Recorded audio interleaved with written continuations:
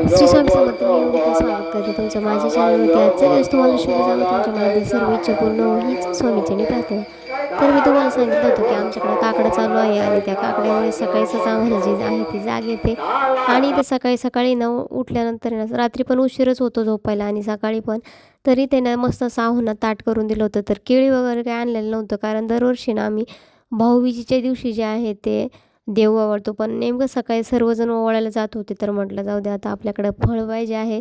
तर हेच फळं घेतलेली होती. इथं मस्त असा दिवा केला होता आणि बघू शकता तुम्ही. आता ओवाळून आले होते देवांना. तर ते ओवाळून आल्यानंतर इथं मी त्यांनाही ओवाळून घेतलं होतं. तर कारण उद्या आपल्याला जायचं आहे, तर मी दरवर्षी ओवाळी झाल्यानंतर जे आहे ते जाते. तरी ते ना आहोंना ओवाळून घेते आणि मग आहोंना ओवाळल्यानंतर जे गावात कशाप्रकारे आमच्याकडं म्हणजे काही ठिकाणी स्त्रिया ज्या आहेत त्या देव ओवाळायला जातात, पण आमच्याकडं मात्र पुरुष लोक मंडळीत जात असतात. आणि एवढी गर्दी असते ना सकाळी पहाटपासून गर्दी तर म्हणजे 10 वाजेपर्यंत तरी भरपूर गर्दी असते. जे मारुती मंदिर आहे तिथं ओवाळलं जातं. तर चला मी तुम्हाला दाखवते कशा पद्धतीने ओवाळलं जातं. आणि आम्हाला मळ्यात पण जायचं आहे. थोडासा व्हिडिओ जो आहे तो घेते. चला बाय. आमच्या गावाकडे ना अशा पद्धतीने प्रत्येक देवळात जाऊन जो आहे ते देवाला ओवाळलं जातं. तर इथं बघू शकता तुम्ही. आता मी तुम्हाला मारुती मंदिराकडे पण नेऊन दाखवते.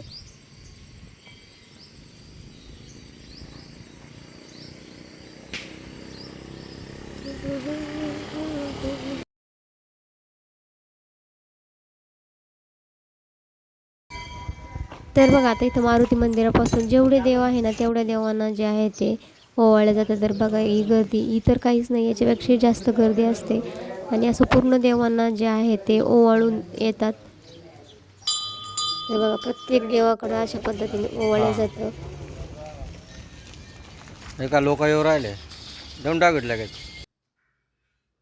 आणि आता ते देवांना ओवाळल्यानंतर आता गाईमध्ये 33 कोटी देव असतात. तर म्हटलं आता गाईलाही ओवाळलं तसं आपण वसुबाराच्या दिवशी ओवाळतो. पण ती येणं काय झालं ना, आज मला तिला कलर आवडला नाही वाटतं साडीचा.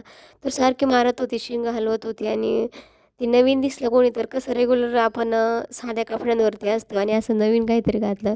माझ्या अंदाजे तिला ते आवडत नसेल. आणि कारण वेळ पण झाला होता तिला, कारण गाय धुवायची होती. पण गावात देव वगैरे ओवाळता ओवाळता खूप टाईम झाला होता ना, त्यामुळं तिला ती जी आहे ती तरसली असेल. तर बघा इथं तिच्या बछड्याला पण ओवाळून घेतलं. ते बिचारं काही करत नाही, पण तिला मात्र काय साडीचा कलर आवडला नाही की मी नवी साडी नेसली तेच आवडलं नाही. तर तीही मला म्हणजे मारायला बघत होती. तर बघा आता गाय वगैरे धुवून झाली होती आहोंनी, तर तिला आता खायला टाकायचं होतं. आणि आपल्याला संध्याकाळी खूप पाऊस झाला होता, तर तिकडे जायचं होतं. कांदे जे आहे ते बघून येऊ म्हटलं कसे आहे ते. तर चला तुम्हाला पण दाखवते की आपले कांदे कसे झालेले आहे ते. एवढं असं पाणी तुंबलेलं आहे आता कागदावरती. असं करायचं का?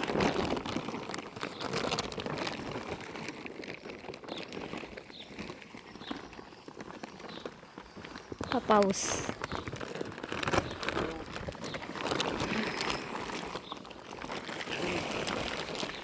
नाही, असं जरा ना ओला होणार नाही तो.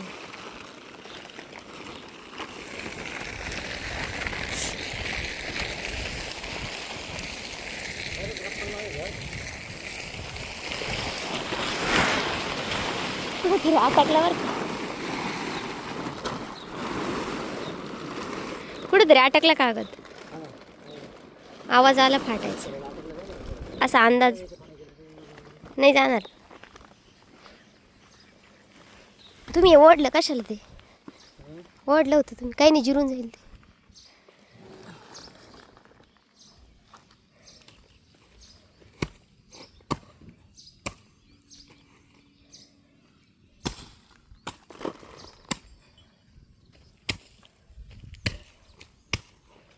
रात्री पाऊस झालेला होता त्याच्यामुळे ना कांदे मस्त असे झालेले आहे आपले,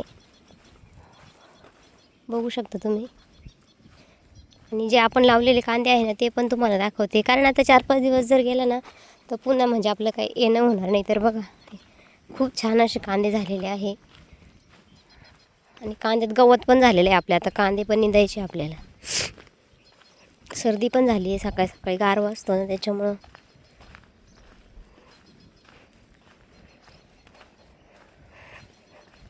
तर हे आपण लावलेले कांदे आहेत.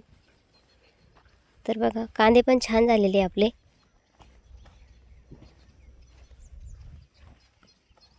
हिर बघा मस्त गच्च भरलेली.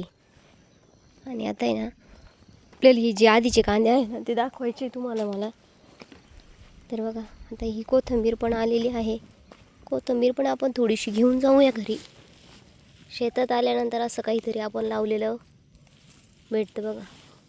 आणि ह्या मिरच्या पण आहे.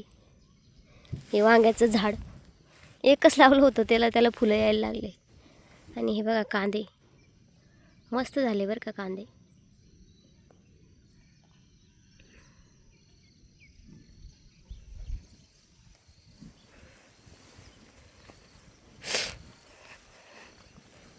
मेरे जो पाणी तुंबेपर्यंत पाऊस होईल.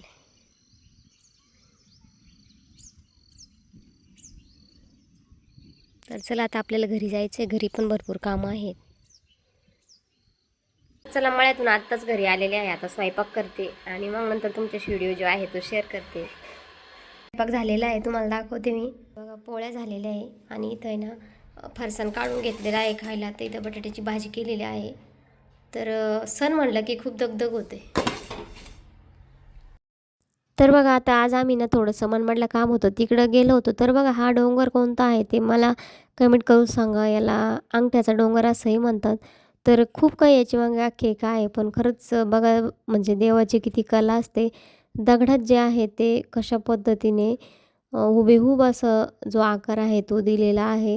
आता आणखी किल्ला जर बघितला तर तिथं पिंडीचा आकार आहे आणि याला बघा असा थंबसारखा आकार आहे.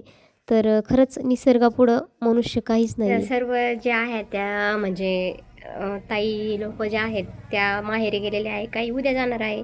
तर बघा संध्याकाळी मस्त पुंडलेली आहे. बघू शकता कालची रांगोळी तशीच आहे. पाऊस पण भरपूर झाला होता आज.